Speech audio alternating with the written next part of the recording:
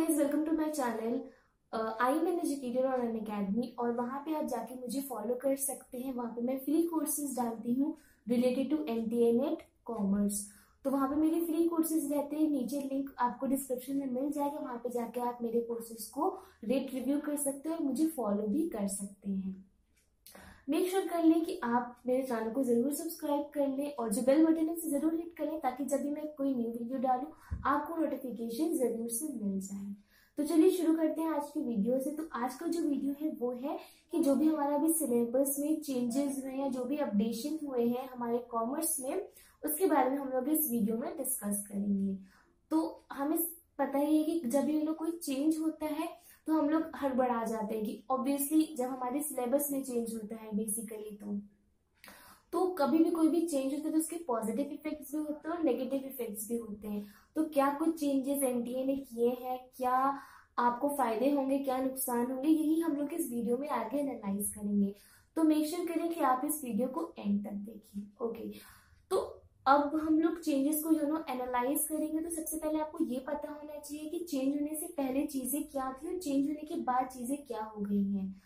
तो I am sure कि बहुत सारे लोगों को पता होगा कि पहले क्या सिलेबस था, बट कुछ ऐसे भी लोग हैं जो अभी नई नई तैयारी कर रहे हैं, जो तैयारी भी कर रहे हैं उनको सिलेबस के बारे में अच्छा आइडिया नहीं है। तो उनके लिए मैं बताना चाहती हूँ कि जो पहले सिलेबस था चेंज होने के पहले, जो भी कई सालों से चला आ रहा था, वो ये था कि कॉमर्स में 12 यूनिट्स होती थी और उन 12 यूनिट से क्वेश्चंस पूछे जाते थे। ओके, उन 12 यूनिट्स में तीन जो यूनिट्स थी हमारी, जैसे इंटरनेशनल बिजनेस, एचआरएम और मार्केटिंग मैनेजमेंट, इससे 14 से 15 क्वेश्चंस आते थे हर एक यूनिट से। तो अगर हम ये कहें कि ये 3 यूनिट्स हाफ से थोड़ा सा कम ही सिलेबस कवर करती थी तो ये गलत नहीं होगा। तो जो ये 3 यूनिट्स से 14 से 15 क्वेश्चन आते थे और बाकी की जो सारी यूनिट्स थी 9 यूनिट्स से 6 से 7 क्वेश्चन पूछे जाते थे। यही पैटर्न चला आ रहा था कई सालों से। इनफैक्ट अभी जब लास्ट हमारा दिसंबर में एग्जाम हुआ, ऑनलाइन एग्जाम हुआ, बट तभी भी इसी पैटर्न को फॉलो किया गया था। ओके, तो ये पैटर्न चला आ रहा था। अब चेंज क्या हुआ, सिलेबस जो चेंज हुआ उसके बाद क्या सीन है, उसके बाद का ये सीन है कि 12 यूनिट्स की जगह हमारे 10 यूनिट्स हो गए हैं। तो यूनिट्स हमारे जरूर कम हुए हैं, बट जो हमारा सिलेबस है वो बिल्कुल भी चेंज, जो हमारे यूनिट्स है वो बिल्कुल भी कम नहीं हुई, इनफैक्ट बढ़ गई है। वो कैसे, 12 की जगह 10 यूनिट्स हो गई है, फिर भी यूनिट्स कम क्यों नहीं हुई है? वो इसलिए क्योंकि हमारी जो 2 यूनिट्स थी, 2 इंपॉर्टेंट यूनिट्स है, वो थी इंटरनेशनल बिजनेस और ह्यूमन रिसोर्स मैनेजमेंट। इसको मर्ज कर दिया गया है बिजनेस इन्वायरमेंट और बिजनेस मैनेजमेंट में।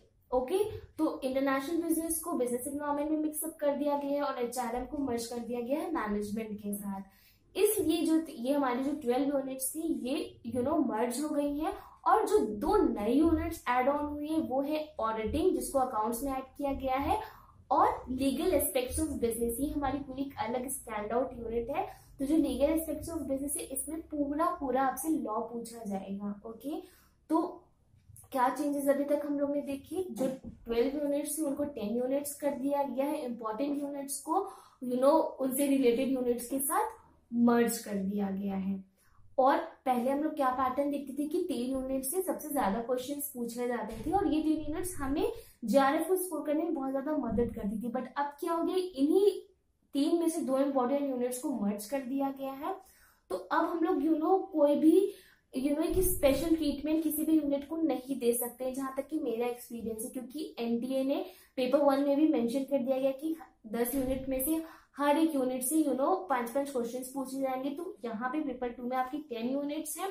तो ये जो 12 को 10 यूनिट्स किया गया है बेसिकली शायद इसी मकसद से किया गया हो कि हर एक यूनिट को इक्वल वेटेज मिले। क्योंकि सीबीएसई अपने अलग उससे मेंशन करवाता था, अपने अलग पॉइंट ऑफ व्यू से एग्जाम्स करवाता था, और अब जो एनटीए ये अलग करवा रहा है। तो जो 10 यूनिट्स है, जो 10 यूनिट्स इसलिए किए ताकि सारी यूनिट्स को इक्वल वेटेज मिल जाए। ओके, जो सारी यूनिट्स है जैसे कि 10 यूनिट्स हैं और तो 10 यूनिट से आप हर एक यूनिट से 10-10 क्वेश्चंस एक्सपेक्ट कर सकते हैं। ओके, तो अब जो ये सिलेबस चेंज हुआ है तो जो वेटेजेस है यूनिट्स की ये पहले की जैसी नहीं हो सकती है। जो पहले 10 यूनिट्स को स्पेशल ट्रीटमेंट मिलता था अब हम लोग ये एक्सपेक्ट नहीं कर सकते क्यों? क्योंकि जो वही यूनिट्स थी इनको मर्ज कर दिया गया है। तो जो एनटीए ने चेंजेस किए हैं वो बेसिकली 12 यूनिट्स को 10 यूनिट्स इसीलिए किया है कि हर यूनिट से क्वेश्चंस पूछे जाएंगे इक्वल वेटेज के साथ। जैसे आपकी 10 यूनिट्स है, हर 10 यूनिट से 10-10 क्वेश्चन पूछे जाएंगे। So 10 into 10 is equal to 100 units. So 10 into 10 is equal to 100 questions. तो बेसिकली ये जो थे ये चेंजेस थे। ओके, तो अब अपडेशन की बात करें, क्योंकि चेंजेस के साथ सिलेबस अपडेट भी हुआ है, चीजें एड ऑन भी हुई है।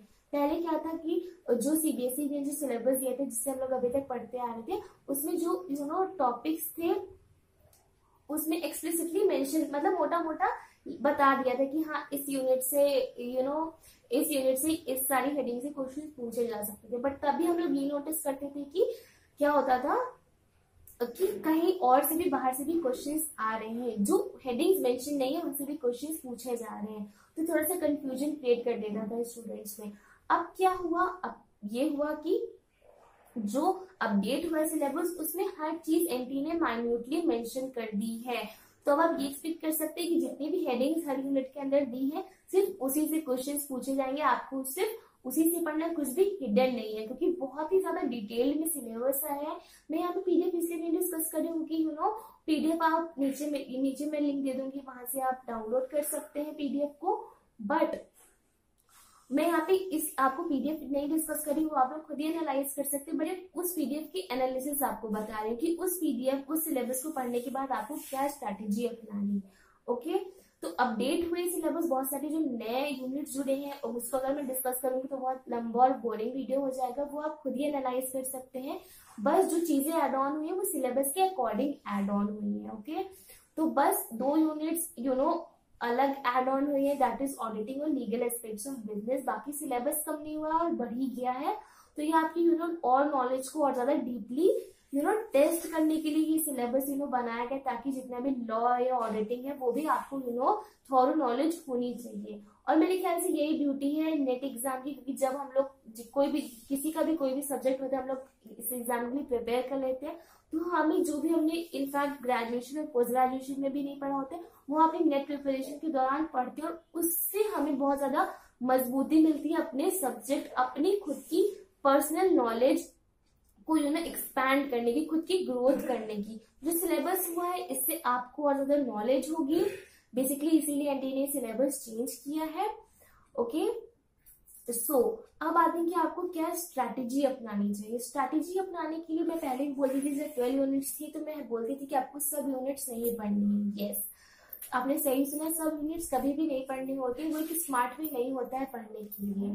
तो अब आपकी 10 यूनिट्स भी है, तो 10 यूनिट्स में आप एक प्लान बना के चलिए कि आपको 7 यूनिट अच्छे से पढ़नी ही है, 3 यूनिट्स को आपको थोड़ा कम अच्छे से पढ़ना है। उसका क्या रीजन है? जो 3 यूनिट्स पे जो आप टाइम कम इन्वेस्ट करेंगे, वही जो टाइम वहां से बचेगा वो आप उठा के अपनी 7 यूनिट्स की पढ़ाई के दौरान लगाएंगे।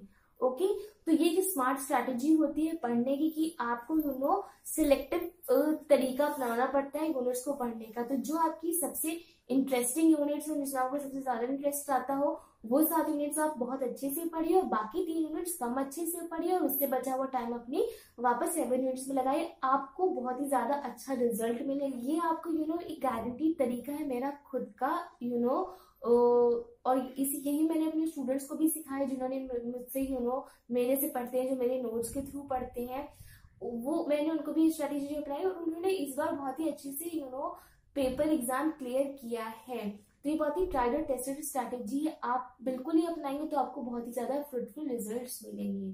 तो ये एक छोटा सा वीडियो था कि क्या भी चेंजेस और अपडेशंस आए हो, और इन्हीं अपडेट और चेंज सिलेबस के साथ अगर आपको नोट्स चाहिए, आप जुलाई के लिए प्रिपेयर कर सकते हो, आप बिल्कुल मुझे कांटेक्ट कर सकते हैं। स्क्रीन पे आपको नंबर दिख रहा होगा, आप इसमें मुझसे कांटेक्ट करिए और आप मुझसे नोट्स ले सकते हैं। ये पूरे नोट्स ऑथेंटिकेटेड हैं, जिन्हें बहुत ही ज्यादा रिसर्च और बहुत सारी बुक्स और ऑनलाइन रिसोर्सेज को मिला के बनाया है, वो आप अवेल कर सकते हैं, और आई एम श्योर आपको पूरी मदद करेंगे आपकी आने वाले एग्जाम को क्लियर करने में। ओके, तो मेक श्योर कोई भी रिलेटेड क्वेरी है एग्जाम को या नोट्स को लेके, आप बिल्कुल बेझिझक मुझे कांटेक्ट करिए, और I will be happy to help you.